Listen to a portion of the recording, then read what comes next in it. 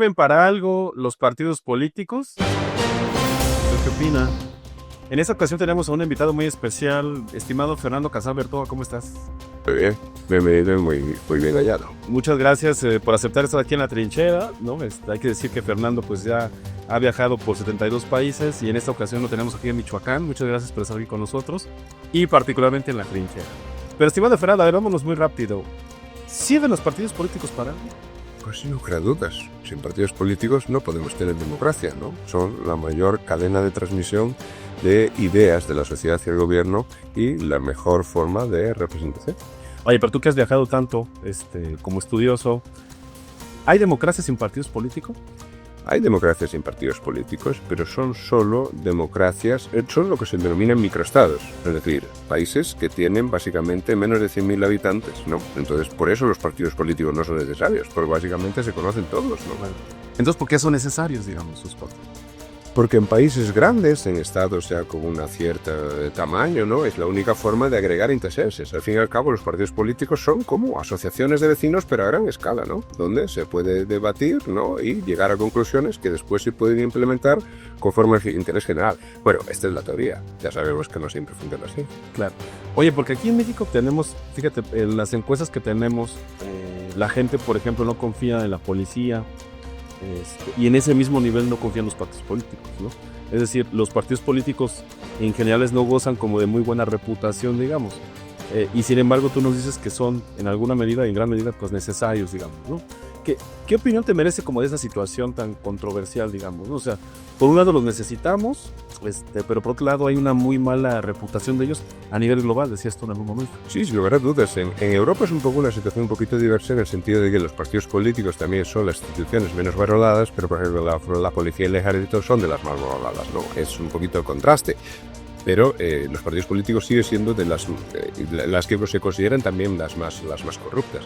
Yo creo que el problema está en que los partidos políticos, especialmente actualmente, no cumplen las funciones para las que fueron creados. Y eso es lo que lleva a esa falta de confianza en los partidos políticos. O sea, tú dirás que sí están en crisis porque yo creo, y te lo pregunto a ti, que a veces se abusa de esto, de que están en crisis, ¿no? Digamos, aquí en México hablamos de que están en crisis desde los 80, ¿no?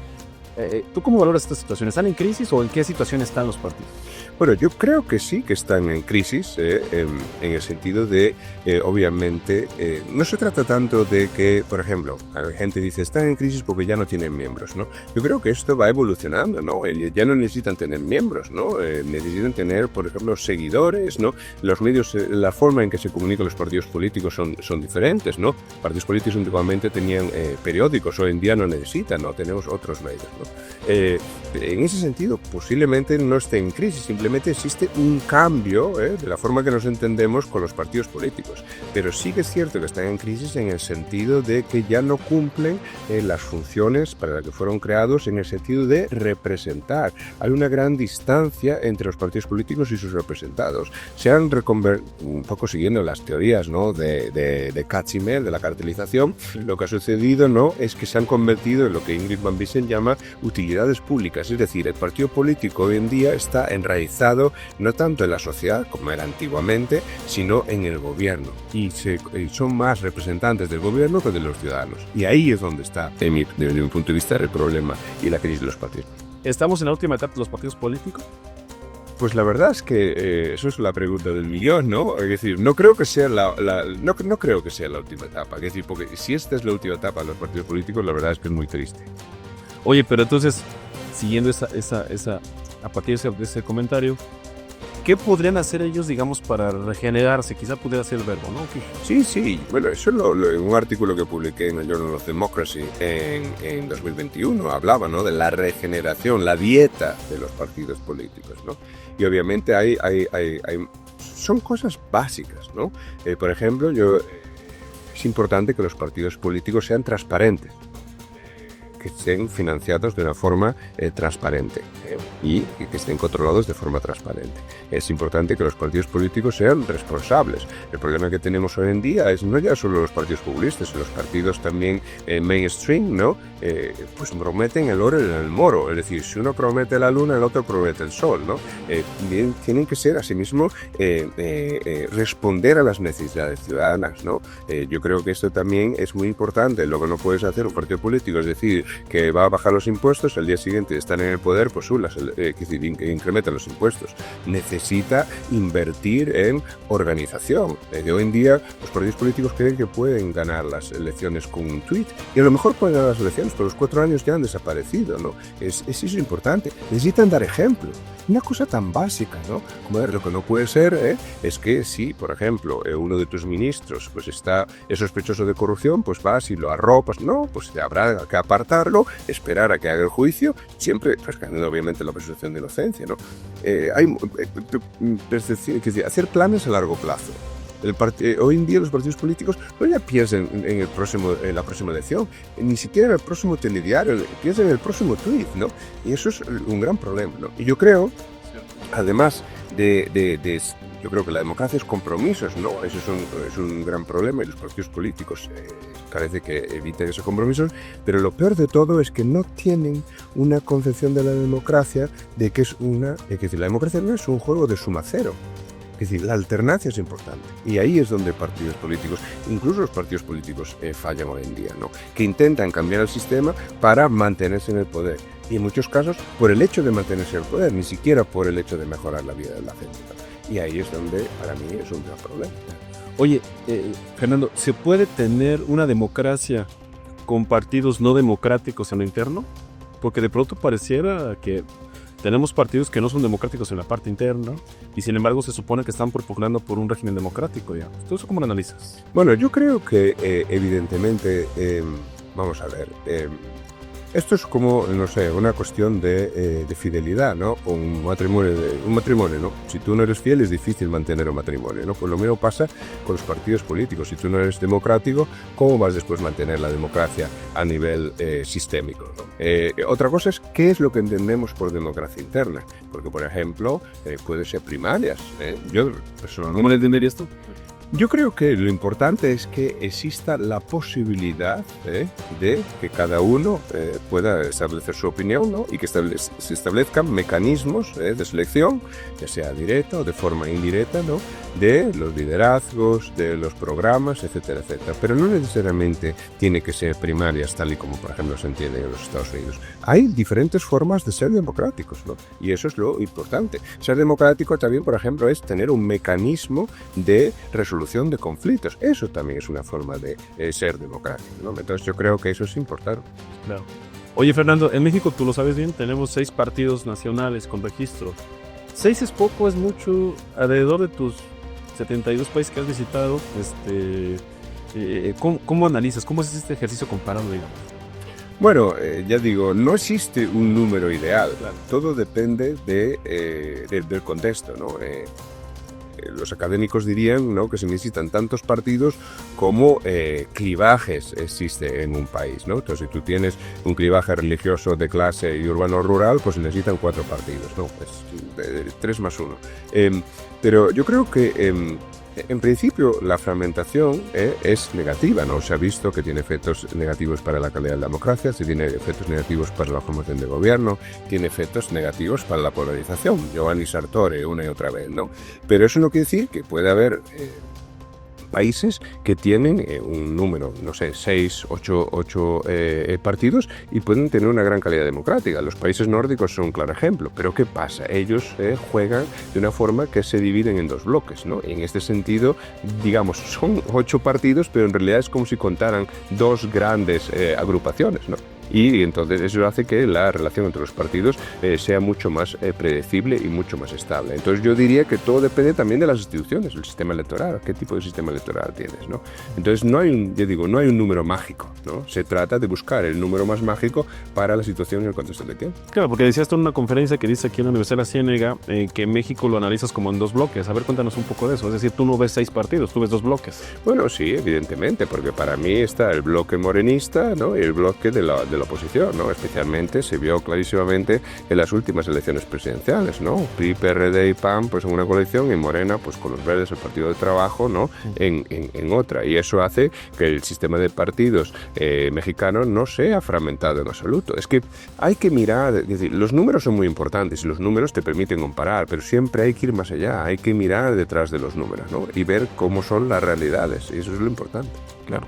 Entonces no es lo mismo fragmentación que pluralidad. No sin lugar a dudas. O sea, entonces se requieren tantos partidos, decías tú, los clivajes. A ver, rápidamente para nuestro público, ¿qué es un clivaje así de manera muy rápida? Bueno, pues un clivaje es una, digamos, división sociocultural que lleva a una determinada forma de pensar y, por tanto, a votar un determinado partido. Es decir, básicamente se trata de, si tú, por ejemplo, eres católico, generalmente pues vas a ser contra el aborto y vas a votar un partido demócrata cristiano. Si tú perteneces a la clase trabajadora, ¿no? Porque tus papás, por ejemplo, son obreros, vas a querer que se incrementen los impuestos y vas a aportar a un partido socialista. Si tú, por ejemplo, ¿no? Perteneces a una minoría étnica y hablas una lengua determinada, lo que vas a querer es un grado de cierta autonomía para tu región y, por tanto, vas a votar a un partido de esa calaña, ¿no? Entonces, en este sentido, es clarísimo que los clivajes son importantes para determinar la estabilidad del sistema de partidos, ¿no? ¿Por qué? Porque determina la forma en que la gente vota. Entonces, tú ya puedes predecir, ¿no? cómo se vota. Muy bien, Fernando. Bueno, pues estamos llegando a la parte final de nuestro programa y aquí es donde vamos con respuestas rápidas, ¿vale? Lo más rápida que quieras.